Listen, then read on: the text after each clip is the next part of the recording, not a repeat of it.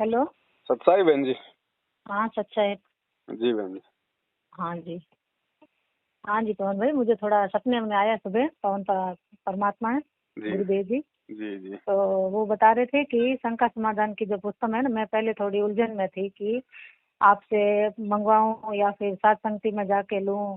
फिर सोच रही थी सात संगति में तो कहीं आना मेरा होता नहीं है, दूर दूर होती है सात संगतियाँ, जी आसपास कोई है नहीं भाई भगत।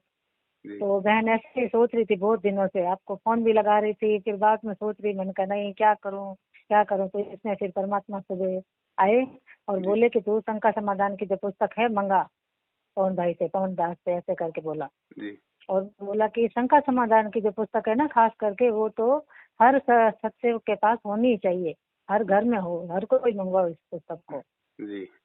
आने वाला समय जो है ना वो बहुत मतलब बहुत आगे ना विनाशकारी आने वाला, और राक्षस उतरने वाले हैं अब इस धरती पे। हम्म। हाँ, तो ऐसे करके परमात्मा ने दर्शन दिए। तो मतलब हर घर में है ना वो भूत प्रेत तो थे घर में, पर भूत प्रेत जैसे अपने बताते हैं ना शॉर्ट वीडियो में या फोन में, वैसे भूत प्रेत नहीं थे। वो है ना राक्षस टाइप ही थे, काले कपड़े खूब पहने हुए और हरे गहरे कलर के कपड़े पहने हुए, ऐसे राक्षसों के जैसे थे। तो वे ना जगत वालों के घर में ज्यादा जा रहे थे, अपने सत्सेवकों के घर में नहीं थे। तो बहन है ना उनके घर आ जा रही थी, ऐसे गांव टाइप माहौल हो गया था, पूरे दूर दूर घर थे पास पास, जैसे अभी शहर का माहौल था ना ऐसा माहौल था ही नहीं।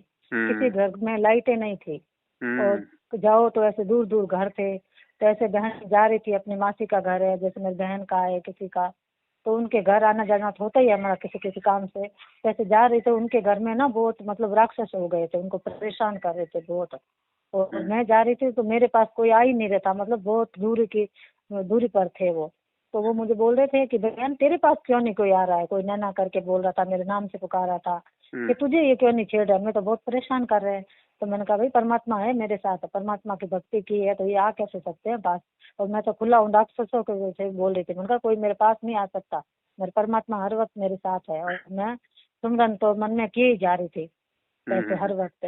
तो राक्षस ऐसे मतलब मुझे वो राक्षस जो है ना तो ऐसे थे। तो मैं बोल रही थी भाई ये क्यों कर रहे तुम लोगों को परेशान, तो आप नाम उपदेश लो, परमात्मा कैसे समझा रही थी। तो राक्षस मुझे ना ऐसे वो बोल भी रहे थे दूर दूर से कि आप है ना हम तुम्हारे बीच में नहीं आ रहे हैं, तो आप भी हमारे बीच में मत आओ, पंगा मत लो हमसे। तो वो मुझे ऐसे बोल रहे थे। और सब थे मेरे से दूर, मतलब कोई मेरे पास नहीं आ रहा था ऐसे करके। और पर बहन तो मतलब हर टाइम सुमरन कर ही रही थी ऐसे ही। तो एक मुझे थोड़ी बात समझ नहीं आई भाई, मेरे जो चाचा जी है ना उनकी जो बड़ी वाली बहू है ना, उनके मतलब बच्चा अभी है नहीं। अच्छा। हाँ, तो मुझे है ना जब मैं मासी के घर गई ना तो वहाँ पे एक छोटा बच्चा हुआ मेरी भाभी के। तो वो बच्चा है ना बहुत मतलब वो चमत्कारी बच्चा था वो। तब गई तो मैं मासी के घर गई ना तो उनके घर राक्षस भी आए हुए हैं जहाँ बच्चा है। वो उसकी मतलब रक्षा के लिए है, पता नहीं क्या है, हर तब तो राक्षस है ही। और उनके घर खास है, दो उसके साथ है बच्चे के साथ में। तो मैं गई तो मैंने देखा तो मेरी मासी है ना वहाँ पे पलंग पे सो रही है। तो वहाँ से हटके मैं दुकान में गई तो दुकान में भी मासी सो रही है। तो मैंने कहा मासी ऐसे कैसे, तू कमरे में अभी थी तो दुकान में भी सो रही है। तो उधर जाऊं तो बच्चा है ना वो मासी का रूप ही ले रही है और वापस बच्चा भी बन रहा है। तो मुझे वो थोड़ा समझ में नहीं आया, मैंने कहा ये है क्या।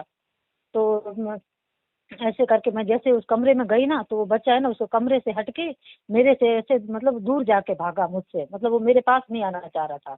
कमरे से एकदम जोर से बचीड़ा खा के दूर गया। तो गेट थोड़ा सा गेट खुल रहा था तो वो है ना आत्मा पता नहीं किसी राजा की थी कौन भाई। उसने ना मुझे वो अपना चेहरा दिखाया फिर बाद में। उस बच्चे ने ऐसे आदमी जैसा चेहरा था, मतलब जैसे राजाओं के वो घुंघराले बाल होते थे ना उस टाइप के घुंघराले बाल। और यू टाइप का वो उनके निशान वो लगा होता था ना तिलक का, लिलाट पे जो लगाते थे वैसे यू टाइप का उनके लिलाल वो भी था लाल रंग का। और वो कानों में कुछ कुंडल पहने हुए थे, वैसे कोई आत्मा मुझे वो दिखी। उसने अपना चेहरा दिखाया, वो है ना बहुत उदास थी, मतलब वैसे जैसे दुखी हो ना वैसे उसने जन्म लिया है, वो दुखी टाइप से जन्म लिया है उसने। और वो कह रहा था कि हम तुम्हारे बीच में नहीं आएंगे, आप भी हमारे बीच में मत आओ, मुझे ऐसे बोल रहे थे। तो जैसे ही मैंने परमात्मा का सुमरन शुरू कर दिया और तो मैं ना बहुत डर भी लग रहा था और परमात्मा भी साथ था हर टाइम, वो भी एक दृढ़ता भी थी। तो मैंने जोर जोर से जयकारे लगाने लग दिए। मैंने उसको जैसे ही देखा ना सतगुरु रामपाल जी भगवान की जय हो जय हो, तो मेरे पास से भगत जी भी थोड़ा जाग गए कि क्या हो गया क्या। तो मैंने कहा कुछ नहीं। मैंने सुबह उठ के फिर परमात्मा का थोड़ा मंगलाचरण किया बैठ के सुबह सुबह ही, और फिर 4-5 मंत्र किए, फिर परमात्मा को जाके दंडवत प्रणाम किया। मुझे थोड़ा ऐसा सपना आया पवन भाई, ये थोड़ा समझ में नहीं आया मुझे, ये क्या था। बस ये परमात्मा ने ये संकेत किया कि जो अनुपदेशी है वो चाहे अपना कितना प्रिय हो चाहे रिश्तेदार हो, उनसे अपने को बच के रहना पड़ेगा आध्यात्मिक मार्ग में अपने नियमों को लेके। जी जी। ठीक है, क्योंकि हर प्रकार से अब लोभ दिया जाएगा, प्रलोभन दिया जाएगा, स्वार्थ दिया जाएगा, डराया जाएगा, धमकाया जाएगा, क्योंकि काल चाहेगा कि किसी भी तरह से ये आत्मा एक बार मर्यादा तोड़ के मेरे पाले में आ जाए। अच्छा अच्छा। तो हमने किसी भी प्रकार से मतलब ना तो कोई प्रभावित होना है ना कोई मोहित होना है। जी जी। ठीक है ना, हमने अपने परमात्मा की भक्ति पे ध्यान देना है, मालिक को अपना सब कुछ अपने को समझना है।